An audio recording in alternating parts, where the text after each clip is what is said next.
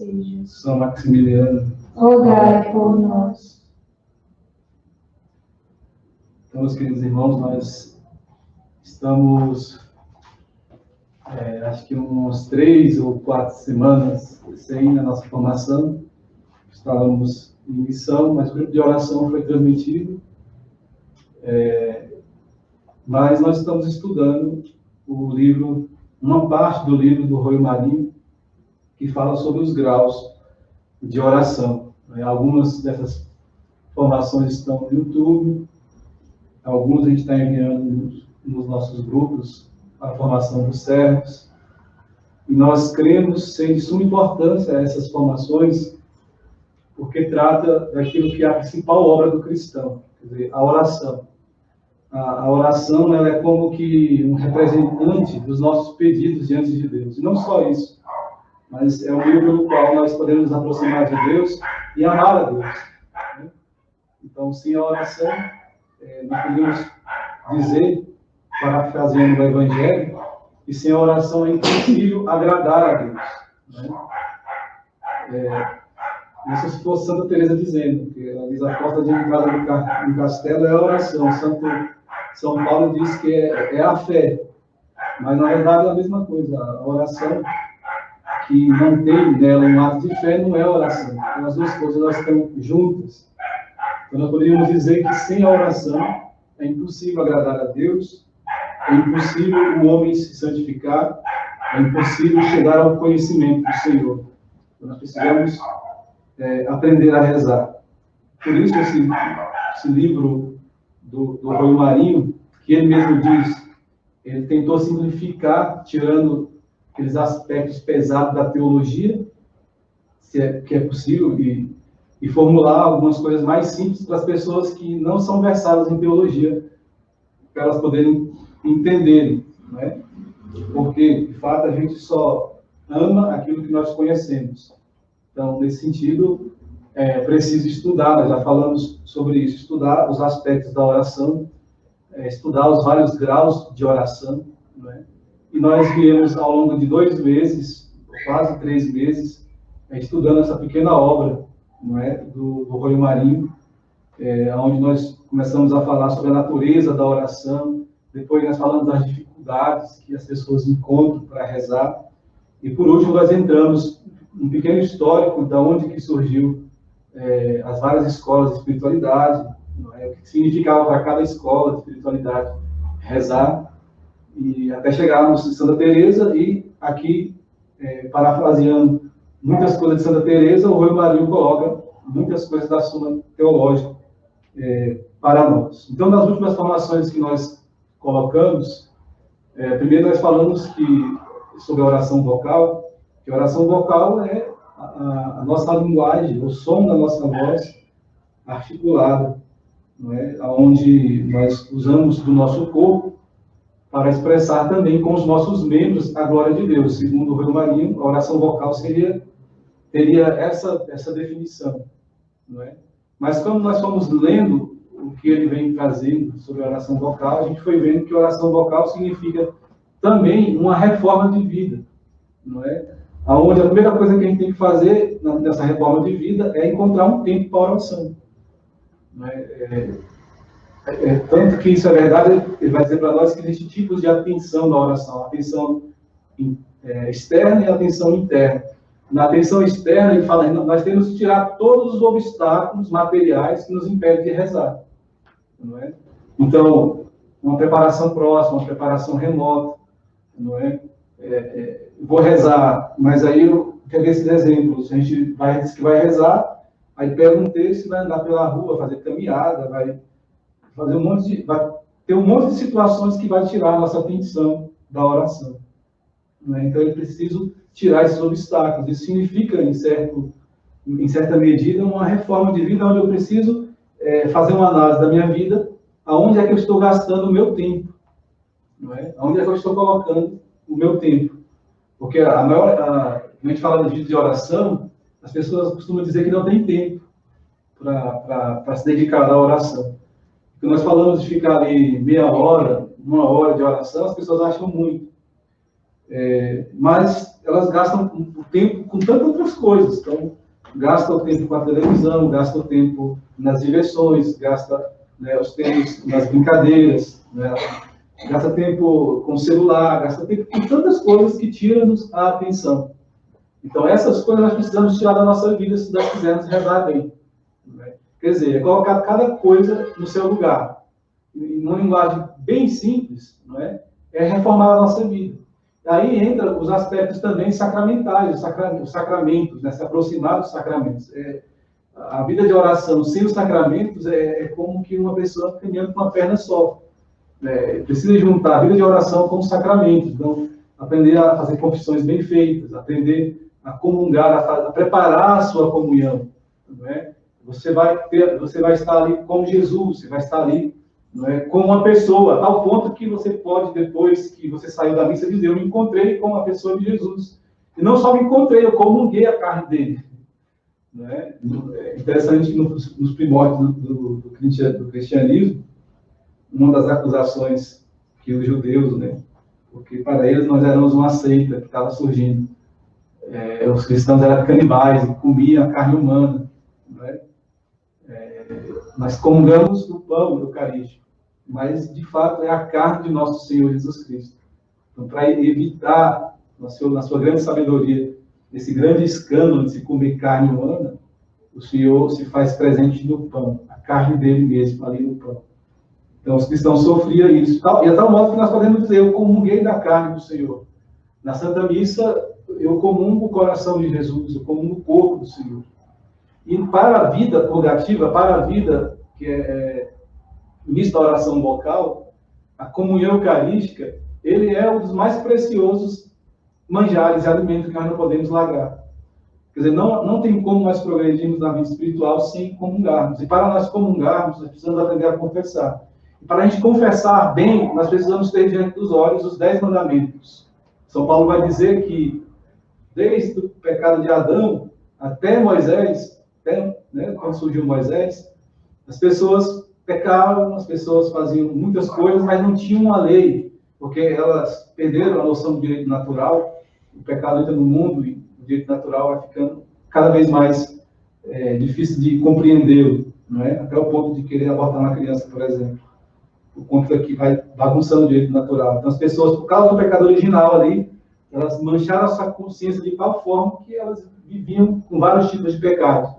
Então, Deus, na sua misericórdia, escolhe um povo e dá para eles leis, para que, através dessas leis, fossem manifestados os pecados, e assim os pecados pudessem ser perdoados.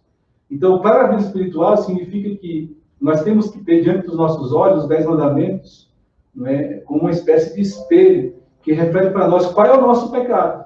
Então, o que eu estou fazendo na minha vida espiritual que está indo contra os 10 mandamentos da lei de Deus? Então, isso tudo faz parte da oração vocal. Então, nesse sentido, a oração vocal não é apenas só o som da nossa linguagem articulada, não é? Mas é também um esforço para que eu possa concordar na minha vida, ser congruente na minha vida com aquilo que eu rezo. Não é? Então, se eu rezo um Pai Nosso, se eu rezo uma Ave Maria, se eu vou à Santa Missa, então a minha vida deve caminhar também para essa ordem. E o meio que a gente tem para fazer isso, nesse primeiro momento, é fazendo o exame de consciência em cima dos 10 mandamentos. Então, veja aí, a Santa Missa, primeiro ponto, encontrar tempo para rezar. E não é para rezar dentro do carro, não é para rezar lavando roupa, e não é para rezar fazendo mais nada que não seja você ter um momento para rezar. Não é? Então, eu preciso desse momento para rezar. Eu tenho que fazer uma análise, uma introspecção da minha vida, usar da prudência, da virtude da prudência, para poder ver quais são o tempo, os meios que eu tenho para organizar a minha vida, mesmo se eu sou uma pessoa casada, tenho muitos filhos, não é? Ou alguma outra vocação, eu tenho que arrumar um tempo. Quem está no seminário, no convento, em algum lugar, tem que ter também o seu momento forte de oração com Deus, além das orações obrigatórias em comunidade. Não é? Quem é casado, quem é solteiro, não importa. Tem que encontrar um momento para a oração. E aí, não é, eu preciso fazer ali o exame de consciência da minha vida, dos meus pecados, ter diante dos meus olhos os mandamentos da lei de Deus. Para então fazer uma boa confissão, para então fazer uma boa comunhão. Não é? Se nós fizermos isso bem, nós estamos vencendo a primeira morada, Santa Teresa. que é a oração vocal. Não é? Nós fizemos essas coisas bem. Então, nós falamos sobre isso, falamos da atenção que nós temos que ter também, que a atenção se divide em atenção externa, que é esses obstáculos que a gente tira, para poder, então, encontrar o tempo da oração, e temos a atenção interna, que é a mais importante ainda. Não é? Essa se divide em algumas partes que nós colocamos. Né? Então, a atenção, vamos dizer assim, material ou ao nível das palavras, né? Onde nós temos que prestar atenção no que nós estamos dizendo. Né? Depois, a atenção formal, a prestar atenção no significado do que nós estamos dizendo. E a atenção mística, né? Que é, na verdade, um movimento já do próprio Espírito Santo em nós, movendo a nossa alma para uma atenção que às vezes chega até em arroubos profundos, em graus de oração mais profundos, mais elevados. Mas é preciso a gente ter isso, não é? Essa atenção. Depois nós falamos que nós temos que ter a piedade para rezar, não é? A atenção, enquanto ela prepara a nossa inteligência para se encontrar com Deus, a piedade move os nossos afetos, para colocar o nosso coração diante de Deus, na oração. Não é? Isso é muito importante, porque o nosso coração ela é a imagem da nossa vontade sensitiva, como nós colocamos em uma das formações. O ser humano tem duas vontades, uma vontade racional, imaterial dentro do homem, mas ele tem uma vontade sensitiva, não é? Uma vontade, vamos dizer assim, material, que é aquela que move as nossas personalidades, o lascivo, o compulsivo, não é? Então, uma pessoa, quando está com raiva, dispara dentro dela o sangue, ela ferve ali, e ela é capaz de fazer coisas... Às vezes, uma mãe é capaz de entrar na frente de um tiro para salvar a vida de um filho, ou alguém, por causa do irascível, é capaz, não é, numa discussão de trânsito, de puxar uma arma e dar um tiro em alguém pelo descontrole. Não é? Ou uma pessoa que, pelo seu compulsivo, come desenfreadamente, é desequilibrada, não é? Nos seus afetos, na vida de sexualidade, enfim. Essas coisas marcam a nossa vontade afetiva de tal modo que, se nós não canalizarmos, né, o nosso coração, tirar o nosso coração dessas coisas, a gente não consegue a piedade na vida de oração. Porque a gente disse que a devoção que a piedade produz em nós, ela é um ato da vontade que arrasta um afeto consigo. Não é? Ou seja, nós precisamos de amar a Deus com a nossa vontade afetiva, de tal modo que essa vontade afetiva vá purificando, que essa devoção da nossa vontade afetiva vá purificando as nossas passionalidades, não é? A ponto de eu não amar mais nada que não seja Deus. Não é? E aí, eu amo o próximo nessa realidade. Não é? Então, nós precisamos da devoção para alcançar a piedade. Aí o Rei Marinho vai dizer que a piedade, para a gente rezar com piedade, existe um conjunto de outras virtudes, que é a fé, a caridade, não é? A perseverança, a esperança diante de Deus, a reverência diante de Deus. E no fundo a piedade é essa reverência. A piedade ela é uma virtude na medida em que a gente presta reverência, um culto, uma homenagem a nossos pais, por exemplo, ou alguém, uma pessoa constituída em dignidade, um presidente, ou alguma pessoa que a gente gosta, mas de modo especial os nossos pais.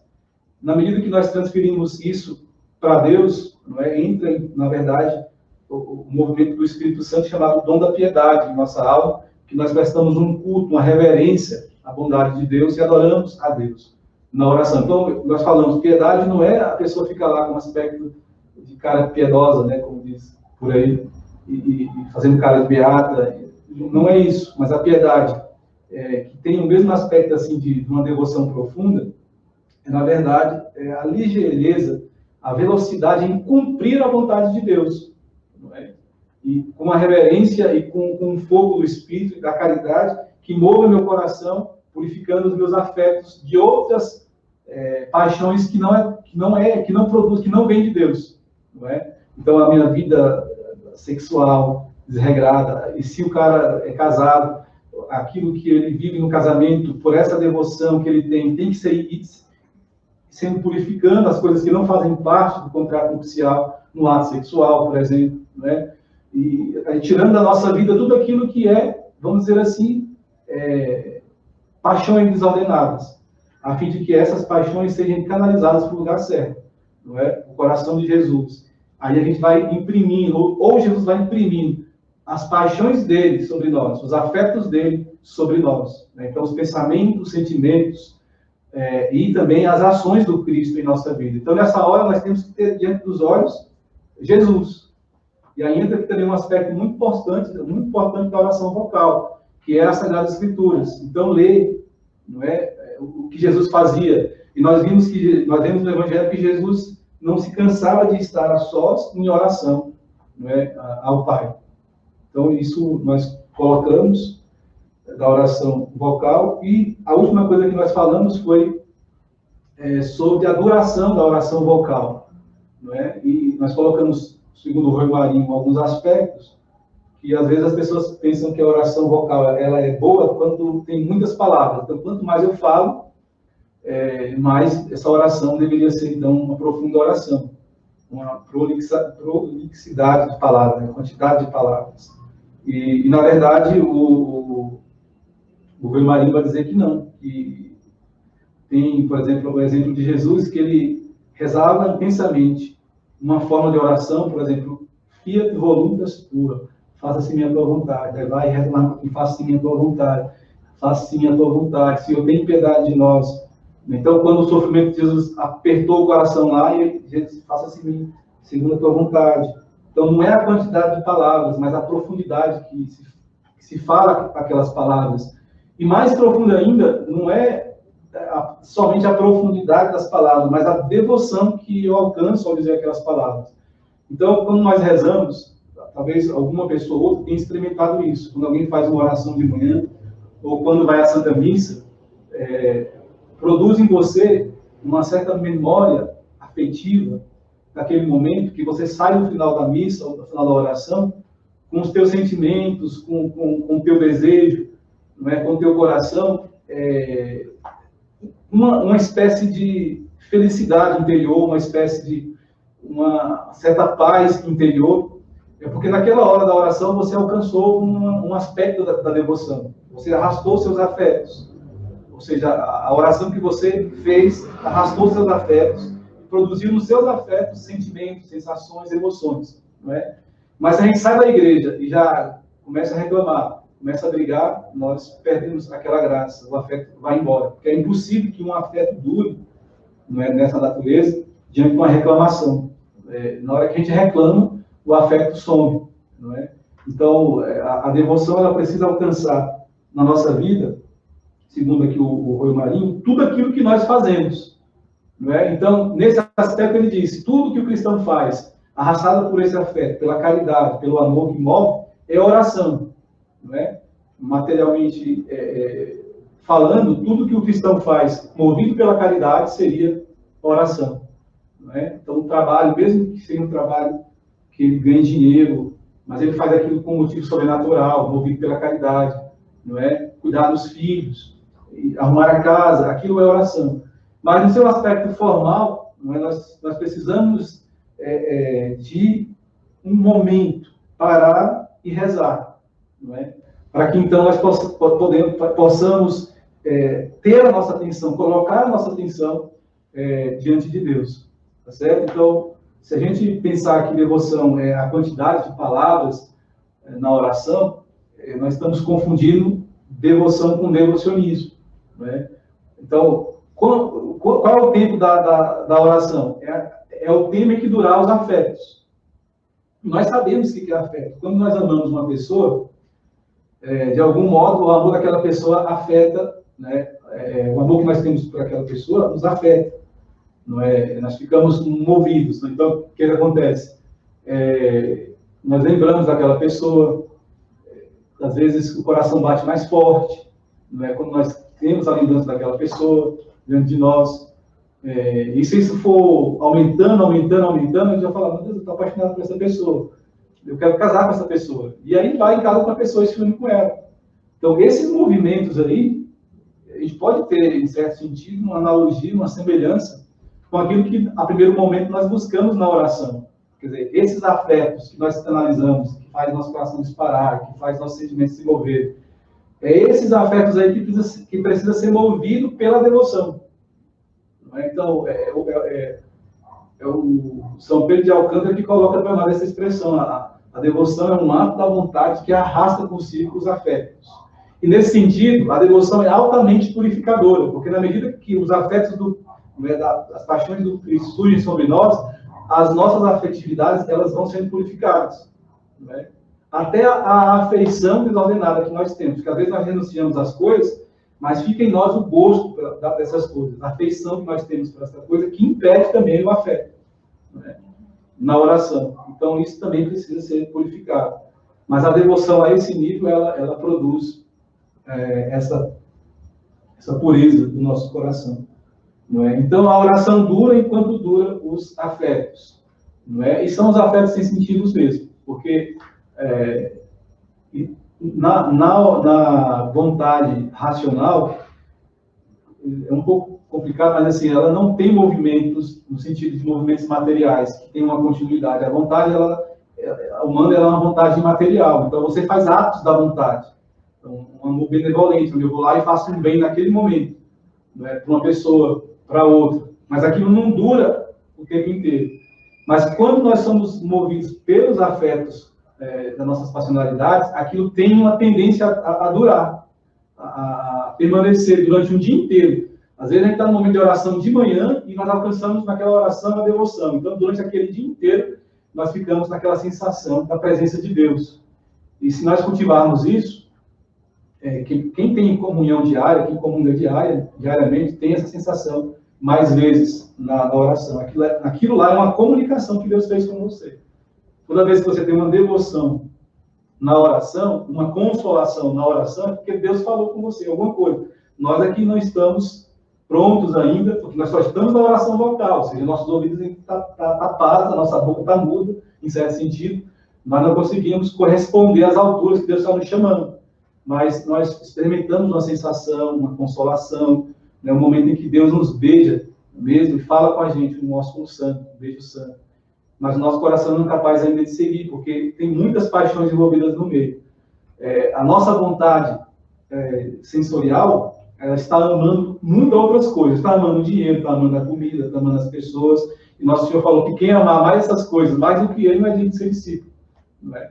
Então, vai junto um monte de coisas, que na linguagem espiritual de Santa Teresa é a serpente, as serpentijas, que entram junto na primeira morada. Né? Nossos afetos, são os demônios que impedem. E nós fizemos a analogia Língua das Formações, que na verdade o nosso Senhor coloca, né, no Evangelho da parábola da boa semente, que são os passarinhos que comem, querem comer a palavra de Deus, que é a semente que é lançada. Né? Se nós insistirmos, vai ter as pedras. Se nós insistirmos, vai ter os espinhos.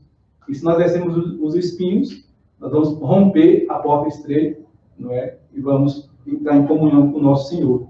Então, nós falamos isso. Hoje, nós queremos finalizar essa parte da oração vocal, se Deus quiser, colocando, porque o Rui Marinho traz algumas formas de oração e ele faz uma explanação da principal, vamos dizer assim, forma de oração, que é a oração do Pai Nosso. Não é? Então ele começa dizendo para nós, no livro, que nós não... Uma pessoa, quando vai rezar, por ela ser uma pessoa individual, não é? Nem sempre tem que ser do mesmo jeito, quadradinho. Não é? Até mesmo pela natureza da definição do que significa pessoa. A pessoa é uma substância individual de natureza racional. Uma substância que pensa. Pessoa é uma substância que pensa, individual. Não é? Então, tem um temperamento diferente, tem características diferentes. Então, nesse sentido, uma pessoa pode gostar mais de rezar Salve Rainhas, por exemplo, né? Outras de rezar mais Ave Marias, ou rezar orações lidas, formas lidas. Mas pode ter pessoas que gostam de falar com Deus diretamente como um pai fala, como uma criança fala com seu pai, simplesmente sem formular necessariamente uma oração construída. Não é? Também é válido como oração vocal. Então, nós não temos, nesse sentido, uma forma universal de oração vocal. O Rui Marinho coloca para nós. Né? Então, cada um deveria seguir nessa hora o impulso do Espírito Santo. E é muito importante isso, porque em outras formações que nós demos, ele coloca que o principal obstáculo à nossa santificação é não seguir os impulsos do Espírito Santo. Ou seja, nós temos moções do Espírito Santo e nós calamos a voz do Espírito Santo. O Espírito Santo fala na nossa consciência muitas coisas e nós calamos a voz do Espírito Santo. Então, se você seguir a voz do Espírito Santo, ele vai dar para você, na medida da sua personalidade, da sua pessoa, um modo de oração. Não é? Se você prestar atenção no que o Espírito Santo coloca, ele vai colocar para nós um modo de oração. Eu, olhando aqui para minha esposa, já até falei isso, eu lembrei que no início do nosso casamento, quando nós casamos, a primeira divergência que nós tivemos, ela que fala isso, para mim está tudo bem. Foi na oração, porque eu costumava a rezar um livro inteiro. Então, eu pegava um devocionário, começava, oração da manhã. Aí tinha um monte de oração, eu fazia toda a oração. Então, o primeiro dia ela rezou comigo pacientemente. Segundo dia ela rezou comigo pacientemente. Terceiro dia ela perguntou, essas orações não acabam mais, não? Então, porque ela tinha uma forma, não é, de rezar, e eu tinha uma outra forma de rezar. Claro que aí nós temos que ir, como casal, né, combinando as coisas para poder, na oração também, isso nós crescemos juntos. Mas é para dizer que cada pessoa, ela tem um modo de rezar, não é? Agora, sem dúvida nenhuma, as formas que a igreja coloca para nós, as formas prontas, são as melhores formas. Porque é a oração da esposa para o esposo. A igreja é a esposa do cordeiro. Então, a esposa sabe bem o que o esposo quer. Não é? Então, aquelas orações que a igreja coloca nas suas formas, então, uma Salve Rainha, o Creio em Deus Pai. O Creio em Deus Pai é maravilhoso, porque ali são os artigos da nossa fé. É o resumo da fé católica. Né? Para se rezar vocalmente nisso, para se repetir. Né? A Ave Maria, o Pai Nosso está em primeiro lugar, porque foi a oração que o nosso Senhor nos ensinou. É a oração que nós vamos fazer alguns comentários aqui, segundo o Rui Marinho, a oração mais perfeita. O Ângelus, né? Nós, na fraternidade, nós rezamos o Ângelus, que é uma devoção da igreja, às 6 da manhã, às 6 da tarde e às 6 da noite, seguindo um costume da própria Virgem Maria. Segundo alguma tradição, diz que a Virgem Maria rezava. Não era o Ângelus, porque ainda não tinha nada, tinha o coração de Deus, mas ela rezava aquela oração, né? Portanto, amarás o Senhor teu Deus com todo o teu coração, com todo o teu entendimento, com toda a tua alma, com todas as tuas forças. Ela rezava 6 da manhã, 6 da tarde, 6 da noite. Um costume dos judeus de rezar. E nós rezamos o Ângelus para honrar a Virgem Maria, honrar a encarnação do Verbo, uma oração profundíssima. Né? As orações que nós fazemos antes de dormir, né? A devoção das 3 Ave Marias, a oração para abençoar os alimentos, são formas que a igreja vão colocando para nós, não é? A bênção da casa. Então, as palavras que nós pronunciamos no sinal da cruz, não é? Nós temos relatos na vida dos santos, Santo Antônio de Pádua, não é? De expulsar o demônio com um sinal da cruz bem feito. Assim, eu não sei como que eles conseguiram um negócio desse, né? Eles faziam esse negócio, não é? É impressionante como eles conseguiam uma devoção tão profunda que se você até... Eu já vi uma pessoa, um monge, vamos dizer assim, um semi-monge, rezando a Ave Maria, que era uma coisa que dava gosto de ver. Eu falei, que dia que eu vou conseguir rezar a Ave Maria desse jeito? Porque você vê, você olha e percebe que a pessoa ela tem alguma coisa de Deus nela, com o modo que ela está rezando aquela Ave Maria. Não é? Então a igreja coloca para nós essas fórmulas de oração, porque justamente ela é a nossa mãe. Não é? Se nós seguirmos isso, não tem como dar errado. Agora, sem dúvida nenhuma, a oração dominical, que é chamada oração do Pai Nosso, ela é a melhor forma de oração. Não é? E se nós combinarmos isso, não dá tempo de falar sobre isso, mas vamos fazer uma formação só sobre o Santo Rosário, para fechar a oração vocal, um modo de rezar o Santo Rosário. Né? Tem alguns teólogos espirituais da espiritualidade cristã que dizem que, sem dúvida nenhuma, um rosário bem rezado dá para colocar a gente lá na iminência da porta estreita, da passagem para a porta da morada. Então, nos leva com uma oração de simplicidade. Não é? Nós temos a oração, vocês devem lembrar, a oração, primeiro grau de oração, a oração vocal, a oração meditativa, depois a oração afetiva, aí temos a oração de simplicidade, que é uma transição da vida ascética para a vida mística. Nós temos mais 5 graus de oração para cima na vida mística. Não é? A oração do Santo Rosário, tanto quanto se pode entender, ele foi dado para nós, pela própria Virgem Maria, né, através de São Domingos, os nomes ali, tá ali, São Domingos, e dado num tempo em que as pessoas estavam também perdendo a devoção, para levar as pessoas a se santificarem. Então, a oração do Santo Rosário nos prepara para entrar na quarta morada. É uma preparação para lá, bem rezado, mas tem um modo de rezar. Então, vamos colocar lá. Então, vamos tentar fazer uma formação sobre isso, né? Então, entrando na principal fórmula de oração vocalizada que nós temos, na nossa linguagem articulada, nós temos o Pai Nosso, não é? E por que então, esse Pai Nosso é tão importante? Como sempre, o Rui Marinho traz para nós a Suma Teológica, onde na segunda parte da Suma Teológica, na questão 83, né, ele vai, Santo Tomás, perguntar se é fácil, né, se tem uma certa...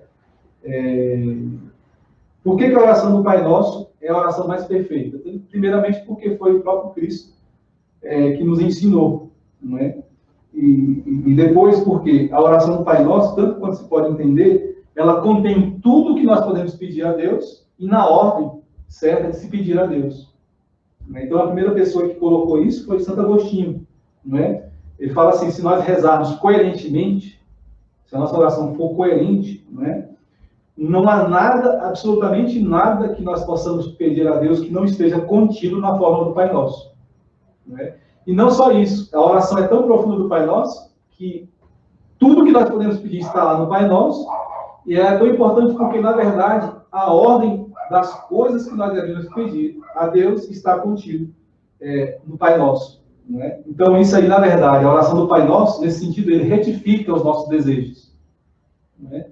Ele coloca a ordem nos nossos desejos.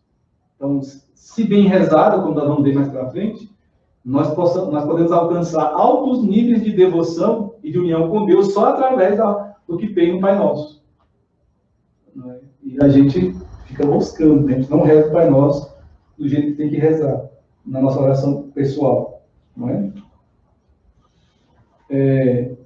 Então, vamos colocando como o Santo Tomás coloca para nós. A gente tem que entender uma coisa, para entender o Pai Nosso. Nós temos uma natureza tal que ela tende a um fim.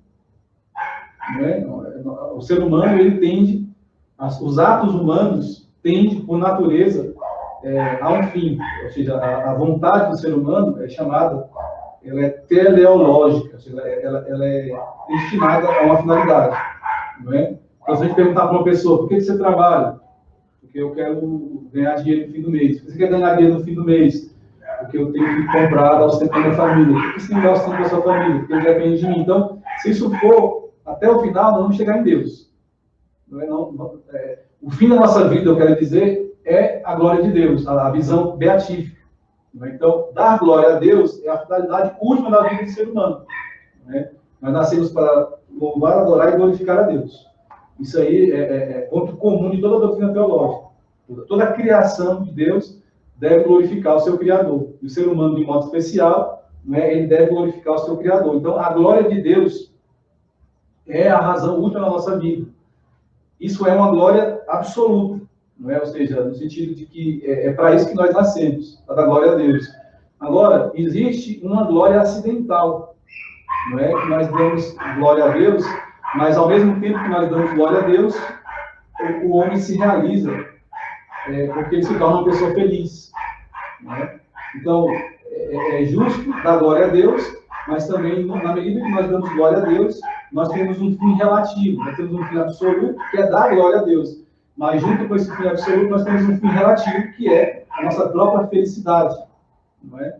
Então, nesse sentido, é perfeita a oração do Pai Nosso, porque Santo Tomás vai dizer assim, que a primeira coisa que nós pedimos na oração do Pai Nosso é exatamente as coisas que nos relacionam com a glória de Deus, que é o nosso fim. Não é? O que nós falamos do Pai Nosso no primeiro artigo? Não é?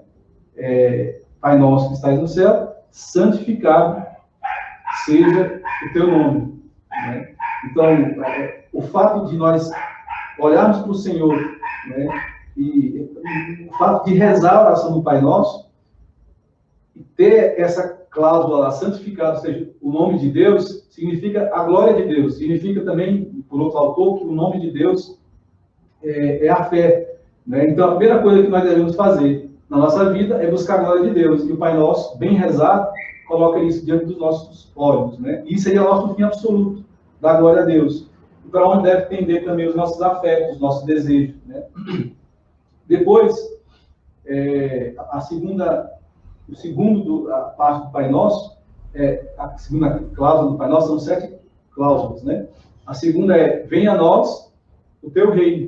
Ou seja, na medida que eu dou glória a Deus pela fé, glorifico o nome de Deus, o reino de Deus vem a nós, ou nós vamos ao reino dos céus. E isso aí é a nossa felicidade. Não é? Isso aí é alcançar a vida eterna.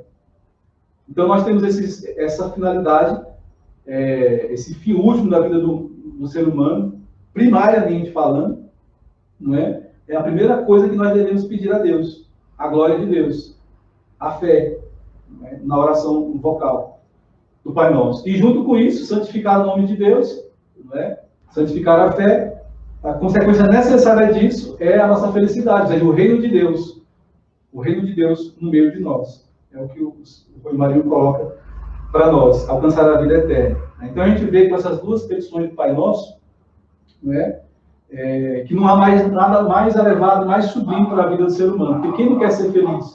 Todos queremos ser felizes. Mas a felicidade do homem é a glória de Deus. Na medida que nós damos glória a Deus, arrasta consigo juntamente, acidentalmente, a nossa felicidade. Não é? Então, dar glória a Deus, não é? Na verdade, deveria ser o canto de toda a criatura. Não é? E no caso do ser humano, dar glória a Deus significa santificar, não é? O nome de Deus, santificar a fé. Em certo sentido, na oração vocal, é a primeira coisa que nós pedimos, a fé. Que é impossível dar glória a Deus sem fé. Santificar o nome de Deus. Não é? E junto consigo vem, não é? a gente entrar no reino dos céus. Aí lá no livro do São João da Cruz, não é? A subida do Monte Carmelo, ele vai dizer que existe um momento, que é a Sétima Morada de Santa Teresa, que só mora a glória de Deus nesse lugar. E se o homem entrar lá, não tem mais nada das nossas vaidades, do nosso egoísmo, da nossa vida terrena, de humano. É puramente a glória de Deus. E é nessa hora que o homem é puramente feliz. Então, se as pessoas buscam a felicidade, a oração pode alcançar essa felicidade. Não é? Depois, o Santo Tomás continua, que a finalidade última da nossa vida é isso, não é? Dar a glória a Deus e a nossa felicidade que vai junto, não é? É uma glória relativa, a nossa glória, não é? A glória e a graça que vem para nós. Mas, para alcançar essa finalidade, nós temos que ter meios. E o Pai Nosso coloca esses meios para nós, não é? Então, sobre esse fim que nós falamos, que acabamos de falar, nós nos podemos ordenar de duas maneiras, de uma maneira direta e de uma maneira indireta, não é? O Santo Tomás coloca para nós. Diretamente, ou seja, por si mesmo, nós nos ordenamos ao bem que seja útil ao fim. De que maneira? Não é? De duas maneiras principais. Primeira, primária e principalmente. Nos ordena ao fim do método das bem-aventuranças, ou seja, a bem-aventurança nós só alcançamos se nós realizarmos a vontade de Deus. Então, o próximo artigo da petição do Pai Nosso, que nós rezamos, seja feito a vossa vontade, assim na terra como no céu. Não é? Então, o meio primário para alcançar o fim da glória de Deus é fazer a vontade de Deus. Quer dizer, não existe santificação das nossas almas sem fazer a vontade de Deus. É outra coisa que nós pedimos no Pai Nosso, não é? Que a vontade de Deus, que é feita no céu, seja feita também em mim, não é? Então, é óbvio, se eu entrei no reino dos céus, que venha a vós o vosso reino, eu entrei no reino dos céus, a vontade de Deus lá no reino dos céus acontece, é feita, não é? E o nosso desejo é que essa vontade seja feita aqui na terra, não é? E também, como esse é o fim principal, é o meio principal, realizar a vontade de Deus. Mas o Senhor é tão perfeito, não é, que para alcançar esse meio principal, ele coloca meios secundários. não é? Aí Santo Tomás vai dizer que o meio secundário ou instrumental está formalizado no próximo artigo do Pai Nosso, né, que é o pão nosso de cada dia, nos dai hoje. Então, o pão nosso de cada dia é o meio secundário que nós temos para, então, realizar essa vontade de Deus. E aqui se entende o pão sacramental mesmo. Então, Agostinho vai dizer que é o pão sacramental, é a comunhão eucarística. Mas também expressado por tudo aquilo que significa os bens que nós podemos pedir a Deus, os bens materiais. Quer dizer, o pão é o alimento do nosso corpo material. E a Eucaristia é o pão que alimenta o nosso espírito. Não é? E, em certo sentido, mais profundo do que isso, o sacramento da Eucaristia, todos os outros sacramentos giram em torno dele. Então, na verdade, quando nós pedimos o pão nosso, né, de cada dia, pedindo a Eucaristia, nós estamos pedindo também os outros sacramentos. Então, ali, esses sacramentos são os meios, são meios instrumentais para realizarmos a vontade de Deus, secundários para realizar a vontade de Deus. Então, está contido no Pai Nosso também. Não é? Então, a Eucaristia é o principal meio que nós temos, porque é o próprio Cristo que está ali, e ele realiza a vontade de Deus perfeitamente, vai nos levar a realizar a vontade de Deus. Agora, é interessante, nessas duas cláusulas, né? A vontade de Deus que é feita como meio primário e como meio secundário. O pão nosso que é feito, é que nós pedimos o pão nosso de cada dia, dai-nos hoje. Né? Sobre isso, o Santo Tomás vai dizer que Deus, na medida certa, colocou para nós acreditarmos na sua providência. Porque nós pedimos o pão de hoje. Amanhã Deus vai providenciar. Então, aqui também tem o milagre da providência de Deus nessa oração vocal. Não é? Então, nós pedimos os meios relativos à realização da vontade de Deus, não é? E Deus nos concede, pelo pão sacramental, pelos sacramentos, a graça de realizar a sua vontade. Está lá contido na oração do Pai Nosso. Né? Então, ninguém pode se santificar fora da vontade de Deus. Então, alguém pode ter os desejos de fazer apostolados, de pregar para as multidões. Mas se a vontade de Deus for que a pessoa sofra no recolhimento, que ela padeça alguma doença, que ela não apareça em nenhum lugar, que ela não pregue, não faça nada, e mesmo assim ela insistir em fazer apostolado, ela está fazendo a sua vontade própria, não é? E ela não vai se santificar nunca. Não é? Então, na oração do Pai Nosso, nós aprendemos a fazer a vontade de Deus. Ninguém glorifica a Deus fazendo as suas próprias vontades, e ninguém santifica a sua própria alma fazendo a sua própria vontade. Então, no Pai Nosso, nós pedimos que a vontade de Deus seja feita, e ao mesmo tempo Deus nos dá o pão pelo qual nós podemos fazer a vontade de Deus, que são os seus sacramentos. E aqui é muito importante uma coisa, que eu lembrei quando estava preparando isso. Hoje é dia de São Maximiliano, né? São Maximiliano do Cobre, está aqui a imagem dele aqui atrás.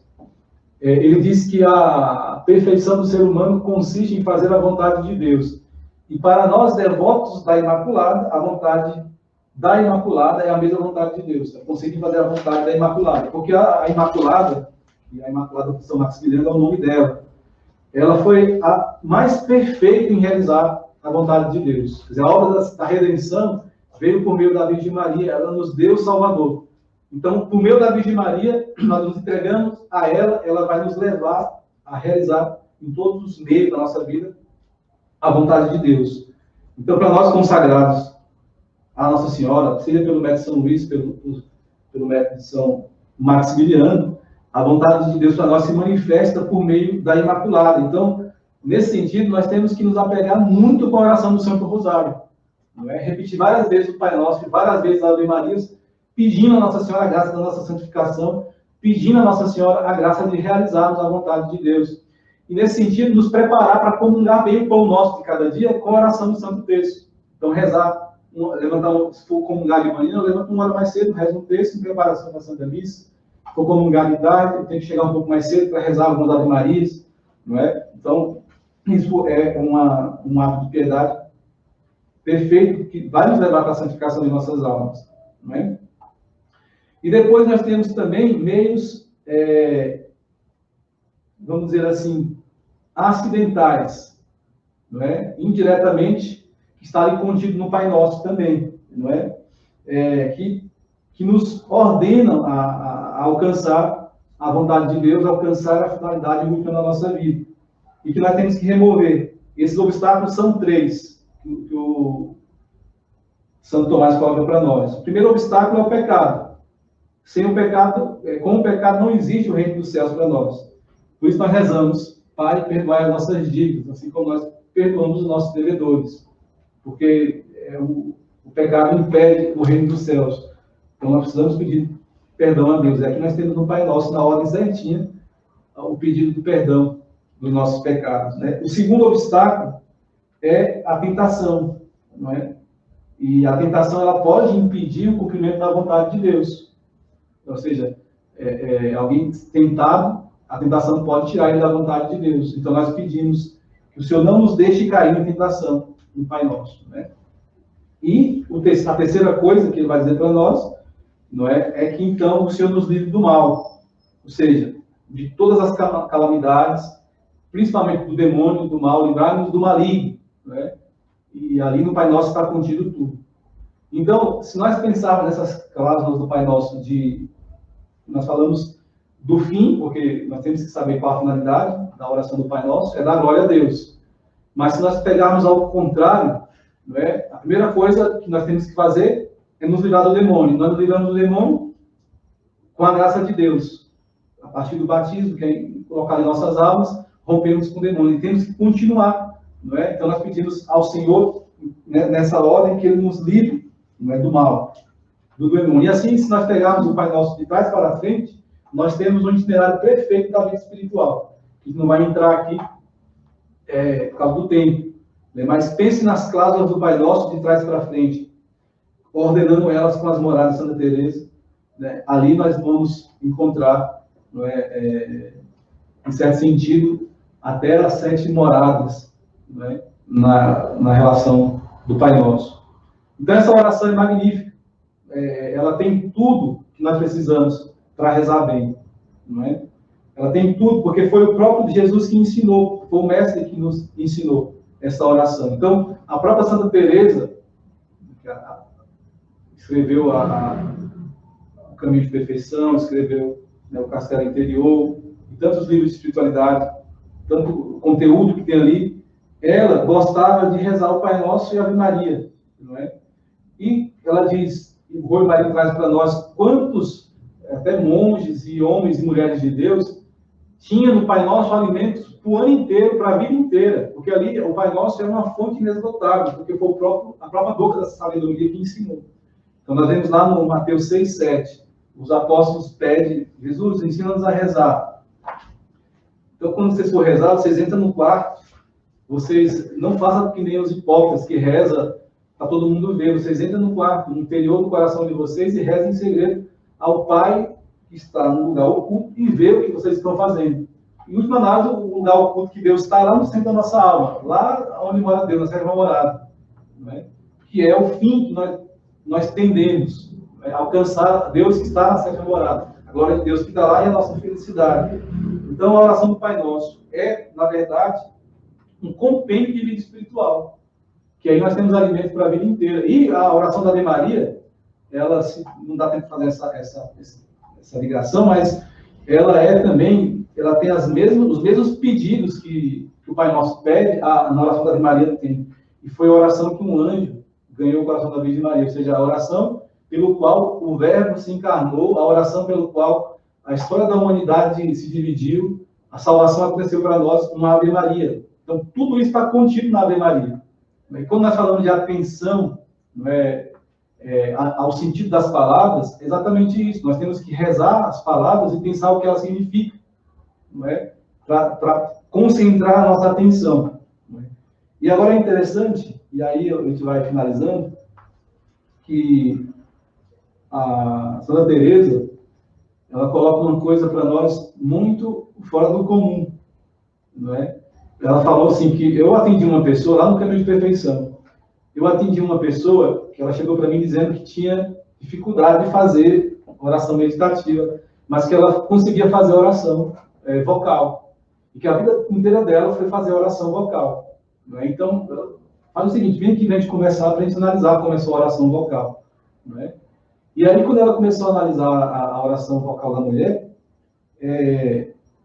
ela realmente não conseguia fazer, em certo sentido, a oração meditativa, de parar lá e meditar, sem formular as palavras.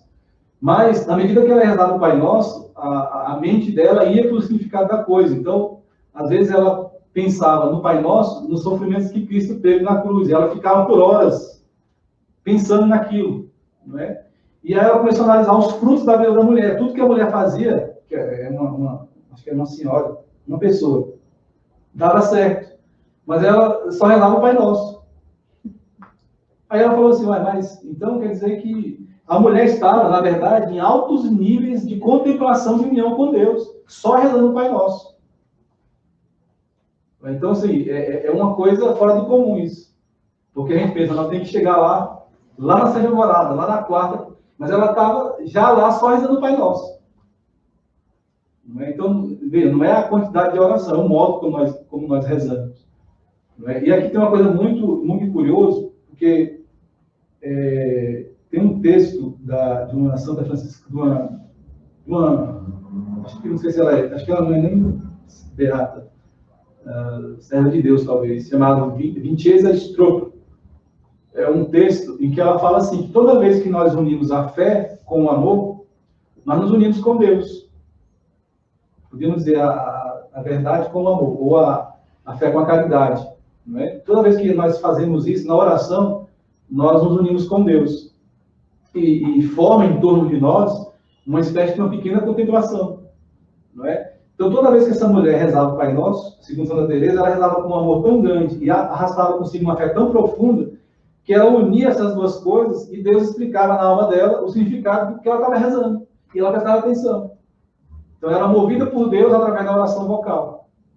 Não é? Então, isso aqui é uma coisa muito, muito, muito profunda. Então, para dar a voz a Santa Teresa, eu vou ler o recorte do que ela dizia, que ela falou para nós. Está no Caminho de Perfeição, número 30. Acho que o versículozinho 7 lá. Ela fala assim, conheço uma pessoa que nunca pôde ter senão oração vocal. E assídua, estava sempre a fazer oração vocal. E se não rezava, caminhava um entendimento tão perdido que não poderia deixar de sofrer. Aí ela diz, mas tenhamos que isso aqui já era uma oração mental, porque a alma dela já se elevava por o significado das palavras que ela estava rezando. Em certos pais nossos, que rezava, nas vezes que o Senhor derramou sangue, estava. Então, ela rezava o Pai Nosso, a atenção dela ia lá para o Calvário, ia para o Getsemane, ia para a relação, uma coisa assim. Então, ela rezava o Pai Nosso. E orando um pouco mais, orava algumas horas. Parava numa parte do Pai Nosso, contemplava aquele mistério e ficava lá. Não é? E ela veio a mim um pouco atormentada, porque dizia, eu não sei fazer oração mental. E nem podia contemplar, se não rezava vocalmente. Né?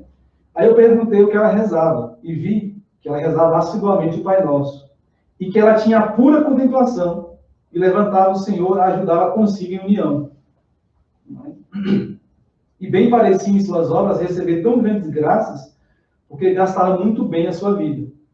Assim louvei ao Senhor e invejei sua oração vocal, Santa Teresa fala. Se isso é verdade, como é verdade, não penseis, os que são inimigos dos contemplativos, que estáis livres de selo, se as orações vocais rezais como se devem rezar, tendo uma consciência limpa. Não é? Então tem alguém que pode ser inimigo dos puros contemplativos, da oração vocal. O Rui Maria vai dizer que a oração vocal sempre é maravilhosa. Não é? Inclusive, existe um momento, o Rui Maria vai dizer para nós, na nosso crescimento espiritual, quando nós estamos fazendo uma oração meditativa, que é uma oração discursiva da inteligência, tem um momento que, se você não parar de fazer isso, você não chega na oração afetiva.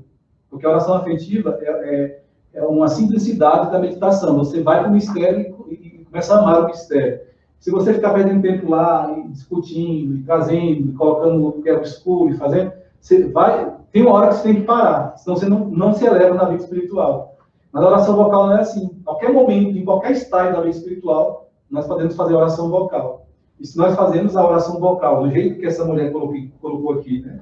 Uma consciência pura, que é essa reforma de vida que nós colocamos, é impossível da gente não se elevar na contemplação de Deus. E aí nós vemos o Pai Nosso, né, uma forma de oração só, que é a oração perfeita, que contém tudo o que nós precisamos para nos santificar. Não é? Então, peçamos a Jesus a graça de rezar como essa mulher rezou. Peçamos a Jesus a graça de... Eu até finalizo dizendo que uma vez perguntado para o Padre Pio, quando ele fazia os milagres dele, o que ele rezava? Eu rezo o Pai Nosso e a Ave Maria. Que oração que você faz quando você pede um milagre para uma pessoa? Eu só sei rezar o Pai Nosso e a Ave Maria e rezar a Santa Missa.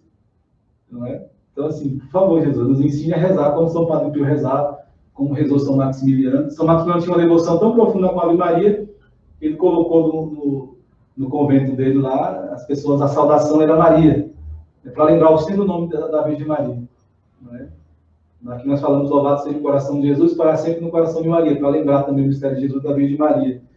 São Maximiliano queria ir logo para a realidade, Maria, Miriam, a que veio do céu. Não é? Então peçamos a esses grandes santos que nos ensinem a chegar a ter orações a esse nível. Não é? Ter orações vocais fervorosas. Orações que expressem a veemência da devoção profunda do nosso coração. Louvado seja o coração de Jesus, para sempre no coração de Maria. Com vosso Filho, a Mãe Pia, abençoai-nos, ó Virgem Maria.